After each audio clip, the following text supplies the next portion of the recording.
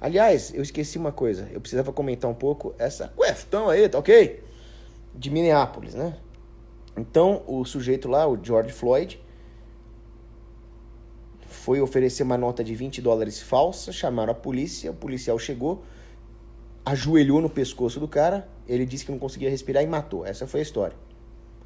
Aí começaram os protestos, o Black Lives Matter, e destruíram a cidade. Qual é a análise sobre isso? Primeiro, isso é o que acontece quando existe uma polícia estatal. Uma polícia que tem no próprio estado suas costas quentes. Uma polícia privada, numa sociedade livre, sem estado, dificilmente faria isso. Poderia fazer, o mundo não é perfeito. Mas as consequências jurídicas seriam muito mais graves para a instituição, para a empresa de policiamento, se isso acontecesse. Agora, o outro lado também explora. É o que eu digo.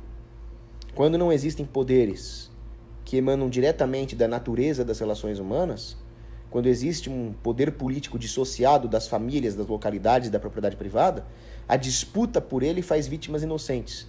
Pessoas inocentes morrem no fogo cruzado entre o establishment e as ideologias revolucionárias. E digo mais, ainda tem gente que faz os dois de marionete. Agora, o que eu quero dizer com isso? Comerciantes inocentes estão pagando o preço de uma tragédia. Parênteses. Eu li que o George Floyd foi condenado por assalto à mão armada a uma residência em 2007. Ele entrou numa casa, apontou uma arma para uma mulher inocente, que diga-se de passagem era negra também, e roubou a casa dela. Para mim, assaltante tem que pegar pena de morte. Nesse sentido, houve uma justiça celestial, eu diria. Um assaltante morreu. Para mim não interessa quanto tempo ele assaltou, ele é um assaltante. Agora, o policial não fez isso por justiça. Ele não foi lá vingar a mulher assaltada. Ele fez isso porque ele é um brucutu, um brutamontes que fez isso com um assaltante, mas poderia fazer isso com um inocente. Então o policial tem que ser punido. Muito punido. Gravemente punido. Mesmo porque, mesmo se o policial soubesse que se trata de um criminoso, nós temos que preservar os pilares do direito ocidental.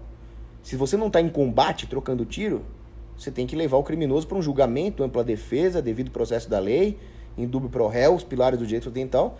Provou que é assaltante, enforca.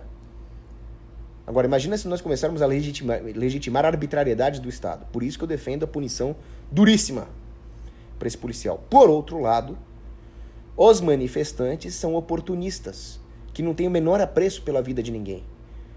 Eles não têm nenhum apreço pela vítima. O que eles querem é uma desculpa para a revolução, atacando comerciantes inocentes, destruindo propriedade privada, arruinando a vida de muita gente. Agora, eles não fariam isso se não fosse orquestrado. Talvez eles atacassem uma delegacia, talvez eles fizessem protestos pacíficos do tipo do Malcolm X ali, ou exigissem a prisão dura do policial, mas para fazer esse ataque todo, certamente existe o dedo do George Soros ali. Esse movimento Black Lives Matter não é um movimento de defesa dos negros, mas é um movimento de manipulação dos negros. Infelizmente, muitos se deixam levar por isso. Afinal, nós sabemos que muitos negros, tanto nos Estados Unidos quanto no Brasil, no Ocidente em geral, sofrem com um desfavorecimento econômico.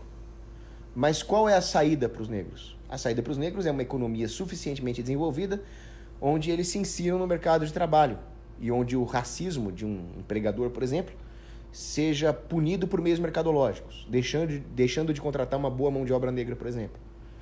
Para isso tem que ter economia funcionando.